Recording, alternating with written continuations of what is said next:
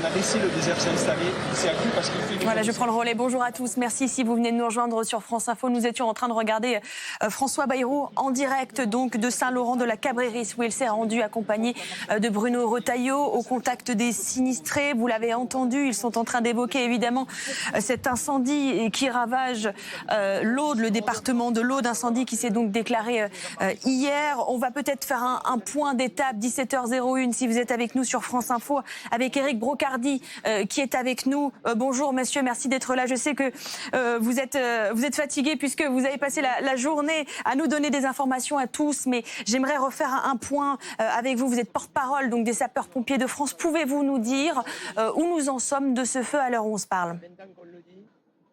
Je crois que actuellement, les personnes les plus fatiguées, ce sont celles et ceux qui sont effectivement en lutte et au contact du sinistre avec tout l'engagement et le dévouement qu'ils ont à cœur de pouvoir mettre en œuvre pour justement essayer de tenter de fixer très rapidement ce feu, parce qu'aujourd'hui, c'est aussi une question de timing avec l'or aéronautique qui tombe. 16 000 hectares parcourus par le sinistre, près de 12 500 brûlés par ce feu qui a été d'une intensité extrême dès son départ. Donc le sujet aujourd'hui, on le voit à l'écran, c'est que l'incendie aujourd'hui est une cause globale, est un intérêt à la fois socio-économique et dans l'intérêt des sapeurs-pompiers, l'intérêt des concitoyens.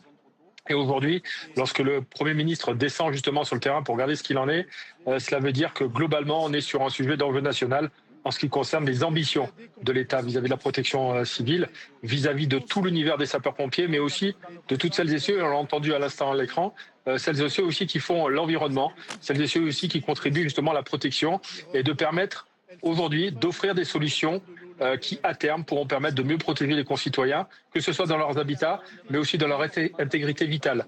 Donc aujourd'hui, on donne encore rendez-vous au Congrès national du 8 au 11 octobre au Mans, qui vont permettre d'éclaircir l'aspect des ambitions que l'on souhaite porter en termes de protection sur l'ensemble des concitoyens, pas uniquement sur le sujet des feux de forêt, mais aussi sur le sujet des inondations et le secours d'urgence aux personnes.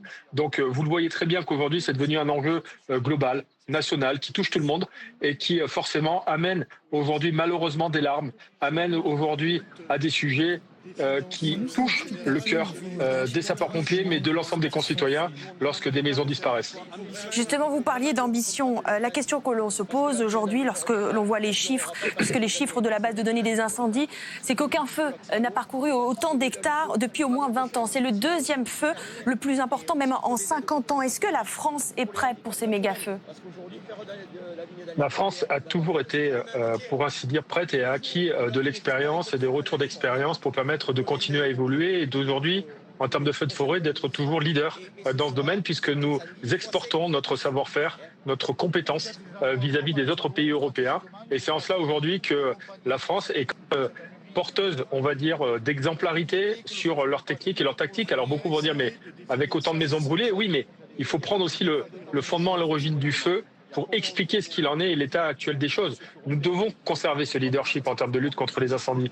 Nous devons conserver toutes les infrastructures que nous avons aujourd'hui au sein du territoire national, que ce soit l'école d'application de la sécurité civile, aujourd'hui dirigée par le colonel Ludovic Inès, que ce soit l'école nationale supérieure des officiers de sapeurs-pompiers, qui est aujourd'hui un vivier en ce qui concerne les techniques d'approche et les stratégies mises en œuvre aussi bien sur les feux d'espace naturel que sur les feux des accidents domestiques, avec toute cette logique de pouvoir y permettre d'y associer l'ensemble des acteurs de la sécurité civile d'une manière globale, mais surtout des collectivités territoriales, puisque aujourd'hui, on vient de toucher des petites communes comme Saint-Laurent de la Cabreris qui, aujourd'hui, face à l'ensemble du sinistre qu'il en est, doit continuer à faire face, à continuer à s'armer, continuer à faire preuve de beaucoup d'agilité.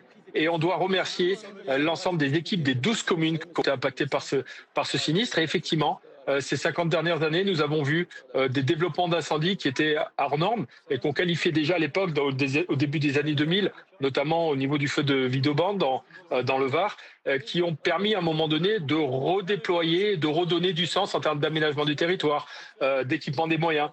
C'est malheureusement aujourd'hui le cas encore sur ce feu de l'Aude qui va donner une nouvelle angle, une nouvelle ouverture sur ce que doit faire en termes de protection civile et de lutte contre les incendies.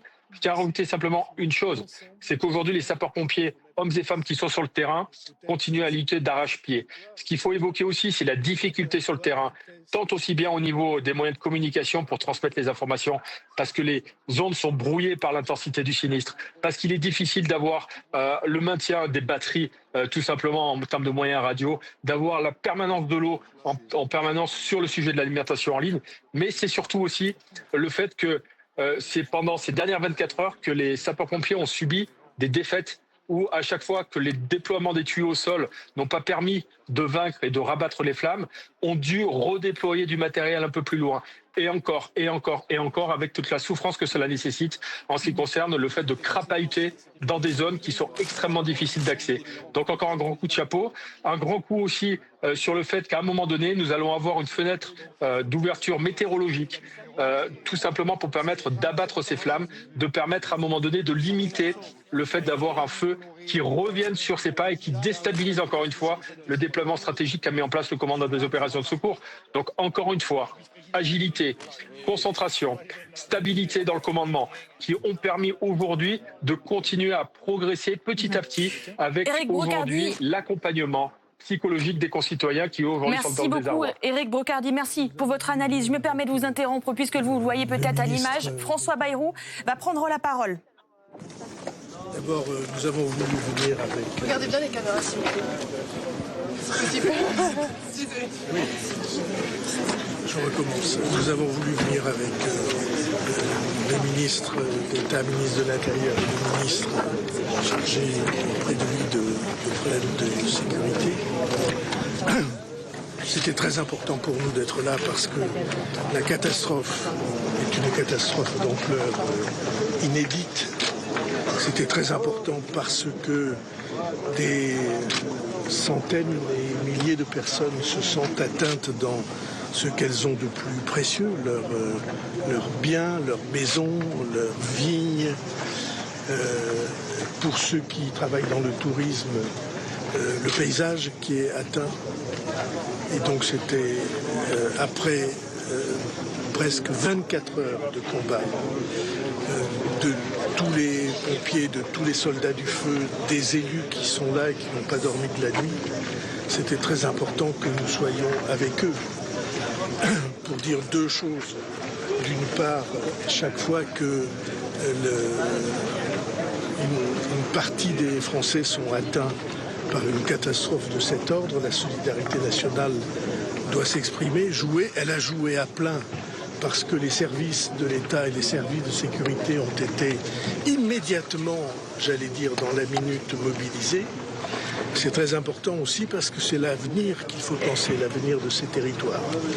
Et comme vous le voyez, l'avenir de ces territoires, elle est marquée par le drame qui touche la vie. C'est un pays qui a si j'ose dire, deux orientations économiques, la vie d'un côté, le tourisme de l'autre.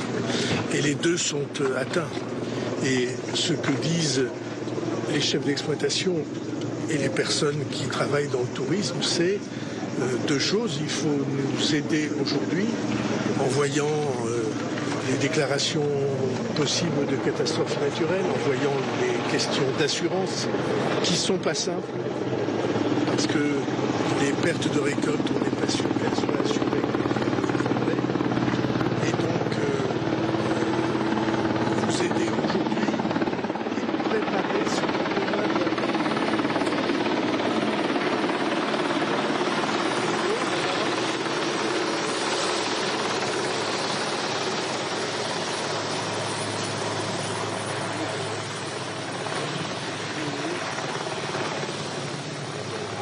Tout le monde voit ce qui se passe. On est dans un moment où le changement climatique sur, j'allais dire, toute la planète, en tout cas l'Europe, ce changement climatique se fait sentir et entraîne des événements.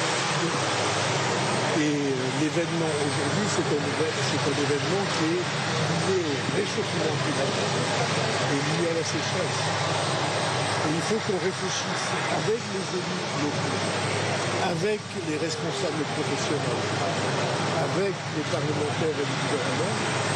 Nous avons à réfléchir à ce que demain pourrait être. Quel type de plantation ? Quel avenir pour la ville? Quelle possibilité d'imaginer des essences différentes qui pourraient être des essences de résistance à la progression du feu? Quel type de plantation pour réaliser des stops? Ce qu'on a vu là, et qui est très frappant, c'est que partout où il y avait des vignes, pour l'essentiel, le feu a été arrêté. Et là où il n'y avait plus de vignes, là où les taillis, les broussailles et les garrigues avaient pris la place, eh bien on se trouve devant un accroissement de la catastrophe, de la vitesse du feu et de la catastrophe.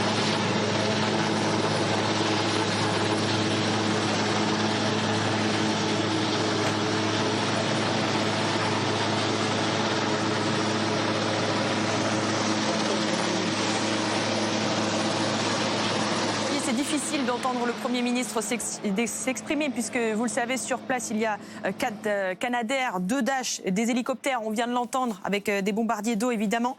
Et on va tâcher d'écouter le Premier ministre. Sauvegarde et de sécurité. Et je disais donc une partie des questions qui se posent, c'est quel avenir, quel type de culture, quel type de paysage, quel type d'économie vont pouvoir être mises en place pour que les Corbières, cette partie des Corbières, retrouvent une vision de l'avenir et une foi dans ce qu'ils vont vivre ensemble. Et donc ça, c'est une deuxième partie du travail. Et nous allons le mener avec les élus locaux, avec les responsables professionnels, avec le gouvernement, pour définir précisément ce qu'un plan de sauvegarde et d'avenir pourrait être. Car il faut prendre en compte la sauvegarde, les problèmes économiques et ce que l'avenir doit être.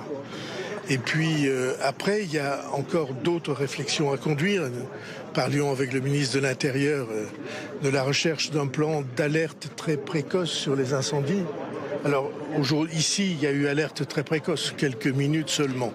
Mais il y a d'autres types de lieux en France, de régions en France, de paysages en France, sur lesquels il faut que des alertes précoces, peut-être par satellite, par un système de satellite qui permet de surveiller le sol, puissent être mises en place. Et pour nous, tout ça, c'est un ensemble dont nous avons la responsabilité. C'est pourquoi nous avons voulu venir dans les premières heures, dès le déclenchement de l'incendie, pour dire pas seulement notre solidarité, mais notre volonté de participer avec les personnes victimes, avec les personnes enracinées, avec les personnes qui pensent l'avenir de ce territoire, à ce que tout cela pourrait être dans un grand plan dont les Corbières pourraient être le laboratoire. Il y a aussi une question de moyens aériens de lutte contre les incendies. Certains disent qu'il n'y en a pas assez en France. Alors, nous avons, depuis que nous sommes là, mis en place un plan pour multiplier les moyens aériens, y compris en finançant des projets de fabrication des Canadair ou des avions de type Canadair en France. Mais là, il y avait beaucoup de moyens aériens puisque c'est 7 aéronefs ou 9 aéronefs. En tout 18 en réalité. 18 entre les Canadair, entre les Dash, entre les Bichraf, entre les hélicoptères bombardiers d'eau. On en avait 18. Ouais. Et il n'en fallait pas plus en réalité. Par chance, on avait la capacité de mobiliser beaucoup de moyens. Ça n'a pas suffi pour arrêter l'incendie. Ça n'a même pas suffi parce que le premier Dash est intervenu dans les minutes qui ont suivi le repérage du déclenchement de cet incendie au bord de la route. Justement, qu'est-ce que l'on sait sur les causes de cet incendie? L'enquête est en cours. On a l'impression que c'est un départ d'incendie à partir des activités sur le bord de la route, mais c'est une impression et aucune preuve pour l'instant n'a été apportée. Mais on voit bien que c'est, j'allais presque dire, une activité banale qui entraîne des accidents de cet ordre. Dans quelle mesure est-ce que ce feu il est inédit? Parce qu'en dehors de la superficie, il y a également un bilan humain qui est assez lourd. Bon, il y a malheureusement une dame qui a refusé de quitter sa maison, d'après ce qu'on nous a dit. Et puis, il y a en effet des blessés. Mais pour un incendie de cet ordre-là, sans cet accident malheureux et déplorable, qui permet de rappeler aussi à nos concitoyens que quand il y a une alerte en demandant de quitter la maison, je pense que le plus responsable, c'est de suivre les consignes de cette alerte. Mais vous voyez bien l'attachement de quelqu'un à sa maison, le fait qu'il n'ait pas envie d'abandonner tout ça, c'est si profondément humain et si profondément désolant qu'on ne va pas mettre en accusation les gens qui, hélas, ont fait des choix qui leur ont coûté la vie. Il est inédit. Est-ce qu'on aurait été en mesure d'agir sur un autre incendie dans le sud de la France avec tous les moyens déployés ici? Est-ce qu'on aurait pu, par exemple, à Marseille, comme on l'a fait il y a quelques semaines? Est-ce qu'on a assez de moyens, quoi, vraiment? On a, en tout cas, on a mobilisé tous les moyens nécessaires et ils sont mobilisables à l'instant partout ailleurs. Vous voyez bien que là, l'activité a un tout petit peu baissé. Il n'est pas question d'avoir une zone du territoire qui soit abandonnée et nous pouvons faire appel aux moyens européens. Si nous sommes en difficulté, il y a des accords entre les pays européens qui font que dans une circonstance comme celle dont vous évoquez l'hypothèse, on peut mobiliser des moyens d'autres pays européens qui seraient prêts à nous aider. Dans ce dispositif, on a même aidé la Grèce. Oui. Oui. Les moyens sont massifs, comme le disait le Premier ministre. On a 2150 sapeurs-pompiers avec 600 véhicules. On a des moyens aériens, c'est quasiment inédit, et on va mobiliser dès demain des moyens militaires avec 3 hélicoptères et plusieurs dizaines de militaires. Donc ces moyens sont là, mais ça ne suffit pas quand vous avez un feu avec des circonstances d'humidité très faibles, de température très forte et aussi de vent très, très puissant, avec des pinèdes qui parfois dépérissent avec la sécheresse. Comment vont les 4 pompiers qui ont été blessés en intervention? Il y avait un, bien sûr, qui était grièvement blessé et qui, à l'heure où je vous parle, semble aller mieux. Il faut rester extrêmement prudent. A priori, il aurait un traumatisme crânien. Les autres sont blessés plus légèrement. Mais comme le disait un de vos confrères, l'incendie est effectivement inédit parce qu'il y a des victimes. Un décès, des victimes. Je voudrais dire aussi que parmi les victimes, il y a quand même 9 sapeurs-pompiers. Et blessés. Quand on sait que 9 feux sur 10 sont d'origine humaine, on voit bien ce que disait François Bayrou il y a quelques instants, que cette culture du risque, on doit tous l'adopter. Et il est inédit aussi pour les surfaces. Ça fait depuis 1949 sans doute le feu qui a brûlé le plus d'hectares. Le nombre d'hectares brûlés, plus de 15 000, c'est l'équivalent de tout ce qui a été brûlé en 2019, dans l'année 2019, dans l'année 2020, dans l'année 2021. Et c'est le double de ce qui a été brûlé en 2023. Et en partie parce que les paysages ne sont pas préparés. On laisse des friches s'installer, les cultures reculent, la culture de la vigne en est un exemple, ce qui veut dire que les espaces prévus pour stopper les incendies disparaissent devant des taillis, des broussailles, des garrigues, des pinèdes non entretenues, avec, comme le disait le ministre d'État, avec des arbres morts qui servent d'accélérateur au feu parce qu'on n'entretient pas les espaces.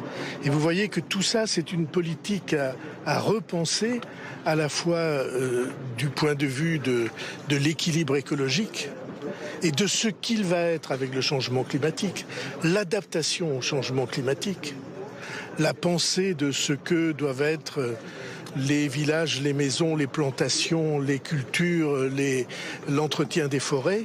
Tout ça, ça fait partie de l'adaptation au changement climatique. Et c'est ce travail-là que nous avons à conduire et dont nous savons, nous, à quel point il est crucial, même si nos concitoyens ne s'en rendent pas compte.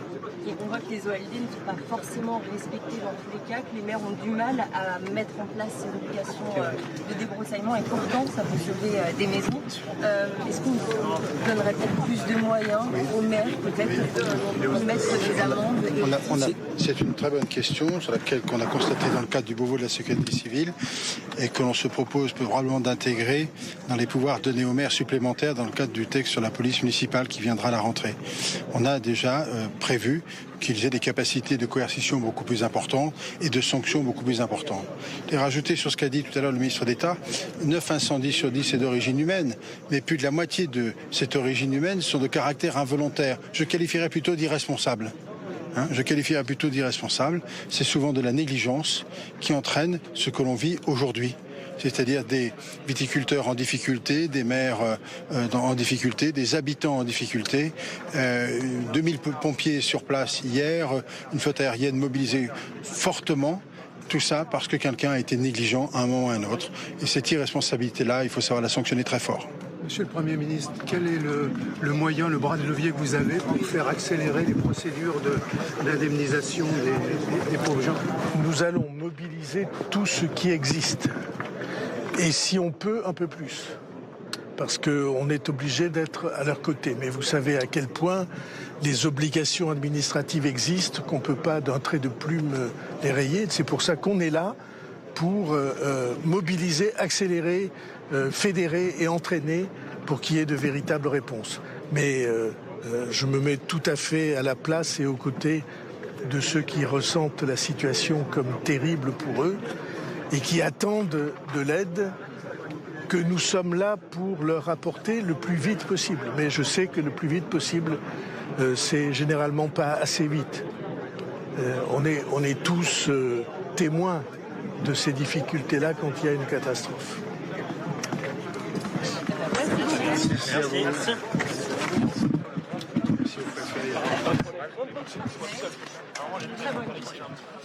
Voilà, vous venez d'entendre le Premier ministre François Bayrou accompagné de Bruno Retailleau, ministre de l'Intérieur, qui se sont donc déplacés dans l'Aude pour apporter leur soutien aux sinistrés auprès de cet incendie qui ravage le département de l'Aude depuis hier. Ils ont apporté d'ailleurs des précisions sur les moyens sur place. Bruno Retailleau parle de 18 engins aériens au total, mais cela n'a pas suffi à stopper ce violent incendie. 2150 sapeurs-pompiers.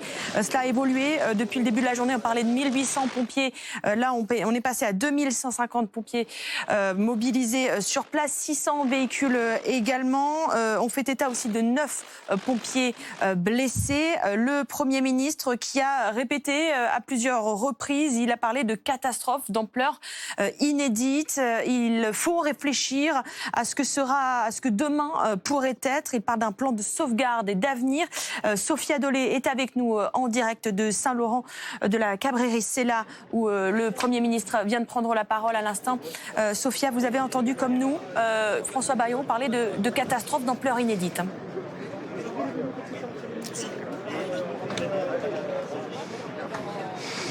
Oui, le Premier ministre qui est revenu très longuement sur l'ampleur de cette catastrophe. Il faut bien se rendre compte des chiffres.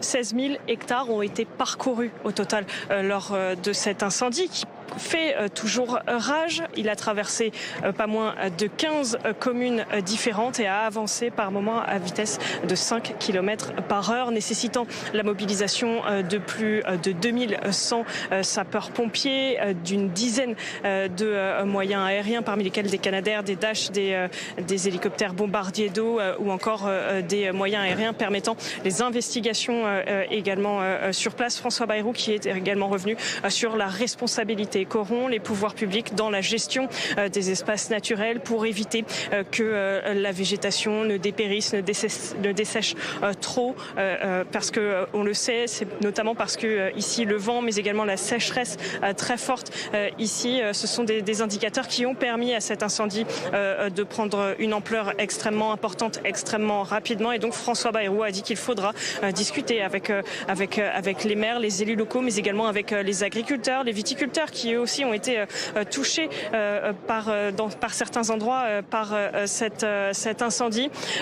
François Bayrou qui a passé un peu plus d'une heure ici à Saint-Laurent de la Cabrérice. Il a pris le temps de s'exprimer avec les élus locaux. Il a pris le temps de faire un point juste derrière nous avec les sapeurs-pompiers, faire un point très précis de la situation. Il y a actuellement près de 90 km de lisière que les pompiers doivent traiter. Par certains endroits, les flammes ont pu atteindre 10 à 15 mètres de haut. François Bayrou qui est également allé constater les dégâts ici dans ce village, puisque quelques maisons en lisière de village ont été touchées par cet incendie. Le Premier ministre qui vient tout juste de quitter les lieux. Effectivement, merci beaucoup Sophie Adelé pour toutes ces précisions en direct donc de Saint-Laurent de la Cabrera. C'est là que le Premier ministre s'est exprimé puisque c'est une des communes particulièrement touchées par cet incendie, mais c'est aussi là qu'une sexagénaire a perdu la vie. Elle n'a pas souhaité quitter son logement, vous l'avez entendu. On va revenir sur les faits avec Julien Dubois et Sylvain Aubrin.